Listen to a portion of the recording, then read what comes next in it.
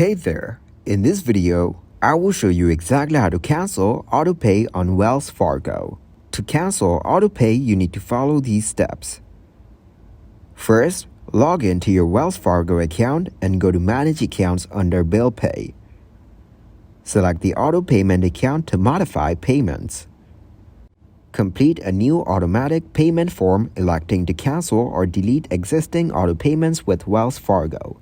You can elect to cancel one payment or cancel the payment series. Review the account and click Save to complete the process. You can also cancel an auto payment with Wells Fargo by calling customer support and providing the following information: your name, the account number for the bill, the account information from where the payments will be made from, the date of the scheduled transaction, your request to cancel auto payments. Thank you very much for watching, and don't forget to like the video and subscribe to the channel.